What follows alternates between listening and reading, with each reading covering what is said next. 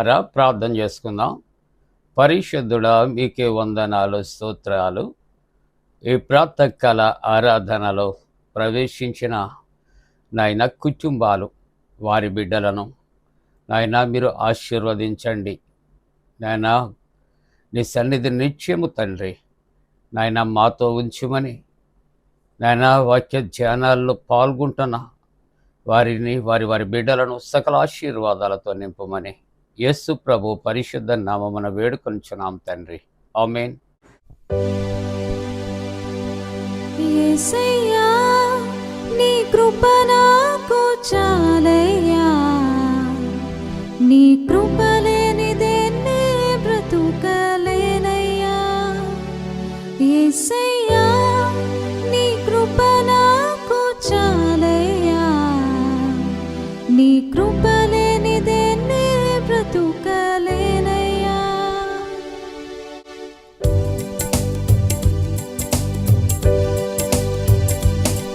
నీ కృపలేని క్షణము, నీ దయలేని క్షణము నేను ఊహించలేను యేసయ్యా.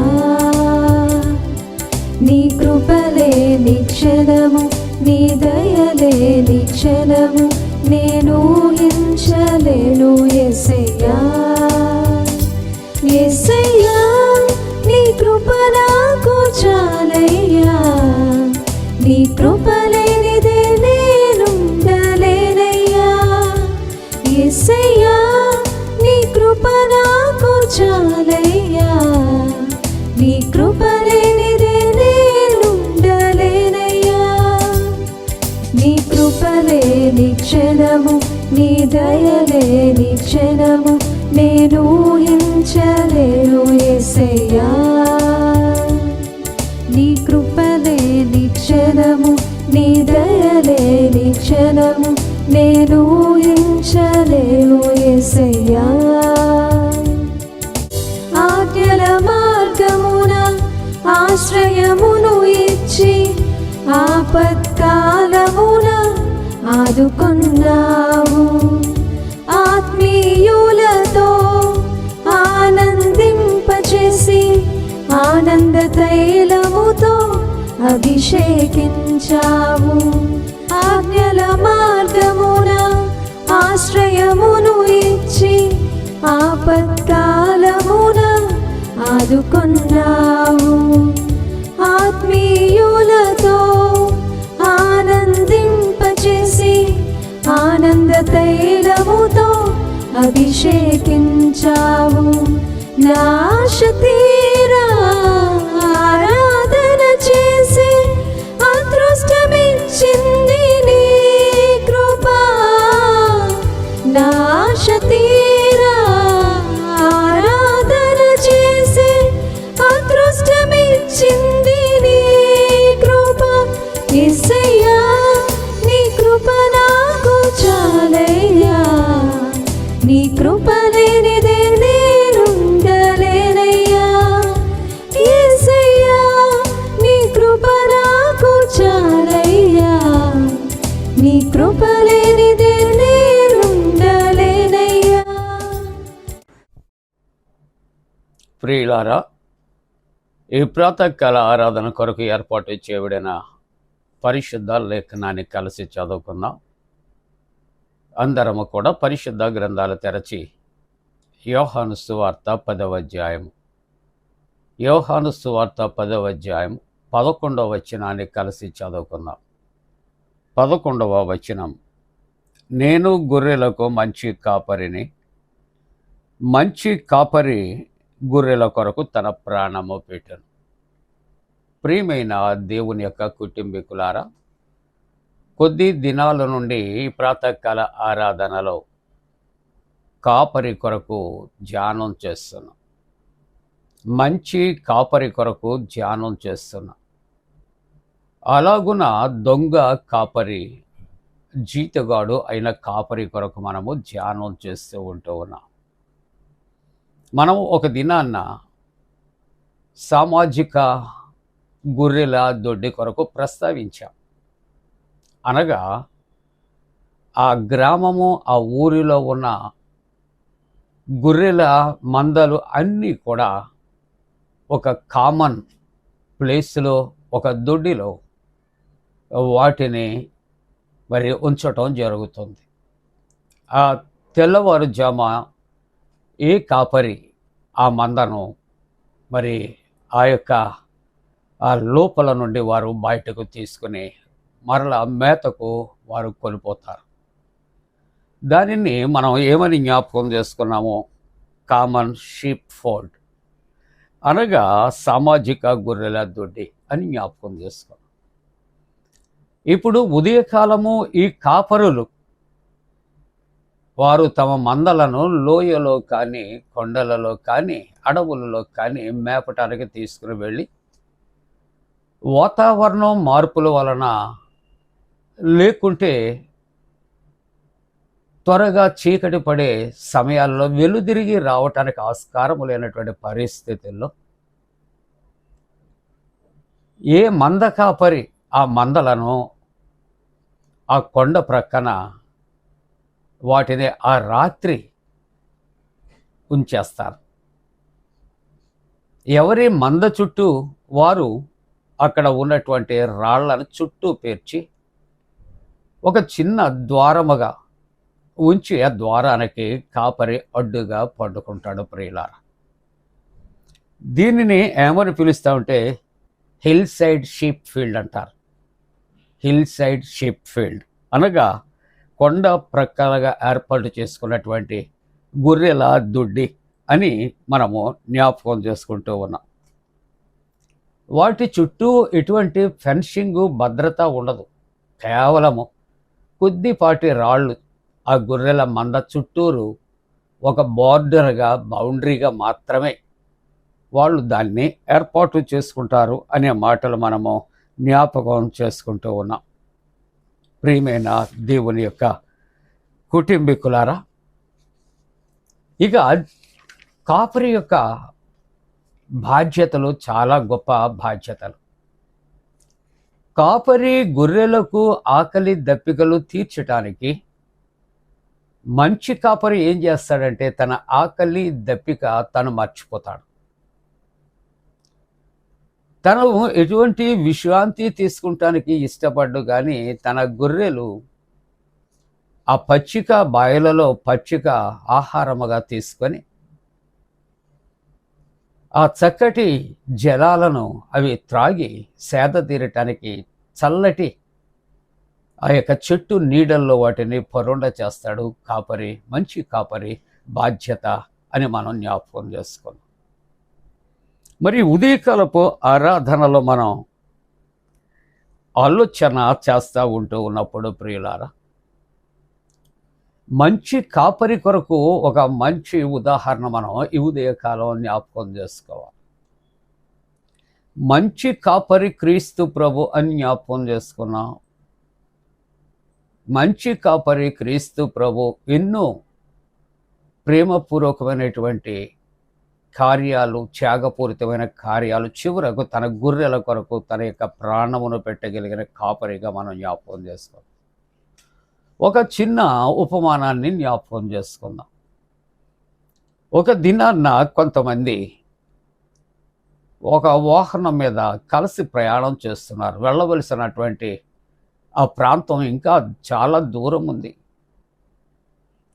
కాలక్షేపానికి వారితో ఉన్నటువంటి పాస్టర్ గారు వారితో ఒక మాట ఈ విధంగా చెబుతున్నాడు. అయ్యా, మీలో ఎవరైనా సరే ఈ పరిశుద్ధ గ్రంథములో, కీర్తనల గ్రంథము నుండి 23వ సంకీర్తన ఎవరైనా చూడకుండా చెప్పగలిగిన వారు ఉన్నారా అంటే ఒక వ్యక్తి సంతోషంతో లేచి 23వ సంకీర్తన చాలా చక్కగా ఫ్లూయెంట్గా 23వ కీర్తన ఆయన అప్పగించాడు.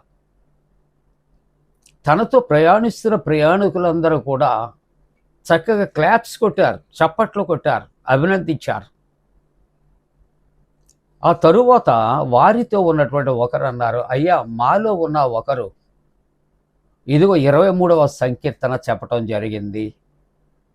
చక్కగా ఉంది అని అందరూ కూడా చప్పట్లు కొట్టారు. మరి పాస్టర్ అయ్యారు, మీరు కూడా ఆ 23వ కీర్తన మీరు కూడా చెబితే మేము సంతోషిస్తామన్నప్పుడు ఆ పాస్టర్ గారు లేచి సంకీర్తన 23 ఆయన కూడా చక్కగా మొదటి వచనం నుండి చివరి వచనం వరకు కూడా చూడకుండా ఆయన చెప్పటం జరిగింది. దయచేసి అక్కడ ఉన్నటువంటి డిఫరెన్సియేషన్ లేకుంటే వ్యత్యాసము, మొదటి వ్యక్తికి పాస్టర్ గారు చెప్పిన దానికి వ్యత్యాసము అక్కడ గమనించినటువంటి పరిస్థితులు జ్ఞాపకం చేసుకుంటే పాస్టర్ గారు చెప్పినప్పుడట అందరూ కన్నీరు కార్చారట. అప్పుడు దాంట్లో ఒక వ్యక్తి అడిగాడట, అయ్యా మాలో ఒక వ్యక్తి బాగా చెప్పారు అని చప్పట్లు కొట్టారు, మరి మీరు చెబుతున్నప్పుడు అందరూ కన్నీరు ఎందుకు కార్చారు అని అడిగినప్పుడు వారితో ఉన్న పాస్టర్ గారు చక్కటి సమాధానం చెప్పారు. బాబు, ఇదిగో మొదటి వ్యక్తి ఆయనకు 23వ సంకీర్తన మాత్రమే తెలుసు. అందుకని ఏ తప్పులు లేకుండా ప్రారంభం నుండి ముగింపు వరకు చక్కగా ఆగకుండా ఫ్లూయెంట్గా స్వీట్గా ఆయన చెప్పాడు. అందుకని చప్పట్లు కొట్టారు. మరి నేను ఈ కీర్తన అప్పగించినప్పుడు అందరూ కన్నీరు కార్చడానికి కలిగిన కారణం ఏమిటని ఆలోచన చేస్తే నేను 23వ సంకీర్తనలో ఉన్నటువంటి కాపరిని ఎరుగుదును. దయచేసి గమనించాను. ఆయనకు 23వ కీర్తనలో ఉన్న వచనాలు తెలుసు, కానీ 23వ కీర్తనలో ఉన్న కాపరి నాకు తెలుసు. దయచేసి గమనిద్దాం. ఆ కాపరి అయిన యేసయ్య సిలువలో ఆయన మన కొరకు పిడుగుద్దులు తిని ముఖం మీద ఉమ్మి ఊయబడి తల మీద ముళ్ళ కిరీటాన్ని పెట్టి ఆయన వస్త్రాలను వివస్త్రులుగా చేసి చేతికి రెల్లు కర్రనిచ్చి ఆయన ఎదుట మోకాళ్ళుని దావీదు కుమారునికి జయము అని హేళన చేసినటువంటి భయంకరమైన పరిస్థితి. సిలువలో ఆయన్ను కొరడాలతో కొడుతున్నప్పుడు, తల మీద ముళ్ళు కిరీటం పెట్టినప్పుడు ఆయన శరీరము, ఆయన ముఖమంతా కూడా రక్తసిక్తమైపోయింది. ఆయన చేతులలో కాళ్ళలో వేసినటువంటి గాయాలు, ప్రక్కలో పొడిచినటువంటి బళ్ళెపు పోటు ద్వారా చివ్వున రక్తం చెందుతూ ఉంటే ఆ 23 సంకీర్తనలో ఉన్న కాపరి తన ప్రేమను చూపెట్టాడు, తన ఆప్యాయతను చూపెట్టాడు, తన త్యాగాన్ని చూపెట్టాడు, తన సహనాన్ని చూపెట్టాడు. అందుకని ఆ కీర్తనలో ఉన్నటువంటి కాపరి అని యేసును నేను ఎరిగి తిని, ఆయన నాకు బాగా తెలుసు కాబట్టి ఆ వచనాలు చెబుతున్నప్పుడు అందరూ ఇన్వాల్వ్ అయ్యి కన్నీరు కార్చారు. మొదటిగా చెప్పినటువంటి ఆ వ్యక్తి కీర్తన మాత్రమే చెప్పాడు చక్కగా, కానీ నాకు కీర్తనతో పాటుగా ఆ యొక్క కాపరి అయిన క్రీస్తు ప్రభు కొరకు సమస్తము తెలుసు కాబట్టి అందరూ కన్నీరు కార్చారని చెప్పారు. 23వ కీర్తన మనం చదువుతాం, అప్పగిస్తాం, మంచిది. కానీ వాటికంటే మంచిది వాటిలో ఉన్నటువంటి కాపరి అయిన క్రీస్తుని, ఆయన యొక్క క్షమాగుణాన్ని, ప్రేమను మనం తెలుసుకుందాం. అలా చేయటానికి దేవుడు తన పరిశుద్ధాత్మకుడిని మనపై మెండుగా కుమరించునుగాక. ఆమేన్. ప్రియులారా, ముగింపు ప్రార్థనతో ఏకీభవిందాం. మహోన్నతుడా, పరిశుద్ధుడా, మా మంచి కాపరి, నీకు ఉదయకాలము మేమందరము కలిసి నీకు స్తుతులు స్తోత్రాలు చెల్లిస్తూ ఉన్నాం. విత్తబడిన వాక్యానుసారముగా జీవించినట్లు కృప చేయమని ప్రార్థన చేస్తూ ఉంటున్నా. ప్రభువా, ఇదిగో తండ్రి, మరి పరీక్షలు వ్రాస్తున్న బిడ్డలు, వ్రాసిన బిడ్డలకు జయము కలుగు చేయండి. ఎంసెట్ నీట్ ఎగ్జామ్ రాసినటువంటి బిడ్డలు కూడా సక్సెస్ అవ్వటానికి కృప చేయండి. ఇంటర్వ్యూస్లో ఉన్నటువంటి బిడ్డలు మంచి ఉద్యోగాలు పొందుకుంటారు కృప చేయమని ప్రార్థన చేస్తున్నా. ప్రభువా, శారీరకంగా బలహీనులయ్యున్న బిడ్డలు, గుండె బలహీనతతో ఉన్నటువంటి బిడ్డలను, నాయనా గాయపడినటువంటి బిడ్డలను స్వస్థపరచండి. గర్భిణీ స్త్రీలు సుఖప్రసవం కొరకు ప్రార్థన చేస్తూ ఉన్నా. సంతానం కొరకు ఎదురు చూస్తున్న కుటుంబాలు సత్సంతానం కలుగు చేయండి. వివాహ వ్యవస్థలో ప్రవేశించే యవనస్తుల కొరకు ప్రార్థిస్తూ ఉన్నా. అలాగే మా దేశము కొరకు నైనా రక్షణ కొరకు ప్రార్థిస్తున్నా. ఎటువంటి యుద్ధ వాతావరణం కానీ, యుద్ధ బీభత్సవాలు కానీ నైనా ఎటువంటి అశాంతి కలుగుకుండానట్లు దేవా, నీవు వాటన్నిటినీ కూడా తప్పించి నాయన దేశమంతటిని ప్రజలందరినీ కాచి కాపాడమని ప్రార్థన చేస్తూ ఉన్నా. దేవ, ఆరాధిస్తున్న ప్రతి కుటుంబము కొరకు, జన్మదినాలు వివాహ దినాలు జరుపుకుంటున్న కుటుంబాలు సకల ఆశీర్వాదాల కొరకు ప్రార్థిస్తూ యేసు ప్రభు పరిశుద్ధ నామమున వేడుకొనుచున్నాము తండ్రి, ఆమేన్. పరలోకమందున మా తండ్రి, నీ నామం పరిశుద్ధపరచబడనుగాక, నీ రాజ్యం వచ్చునుగాక, నీ చిత్తం పరలోకమందున వేర్చినట్టు భూమి అందు నెరవేరునుగాక. మా ఇందిన ఆహారం నేడు మా దయచే, మా ఎడల ప్రార్థన చేసిన వారిని క్షమించిన ప్రకారముల ప్రథమ క్షమించము, శోధంలోనే తెక కీడు నుండి తప్పించము. రాజ్యము, శక్తి, మహిమ నిరంతరము నీవే ఉన్నవి, ఆమేన్. మన పరమ తండ్రి అయిన దేవుని యొక్క ప్రేమయు, ప్రభువైన యేసుక్రీస్తు ప్రభు కృపయు, పరిశుద్ధాత్మక అన్యోన్య సహవాసము, ప్రాతకాల ఆరాధనలో ప్రభువుని ఆరాధిస్తున్న ప్రతి కుటుంబానికి తోడుగుండి సంరక్షించి కాపాడునుగాక, ఆమేన్.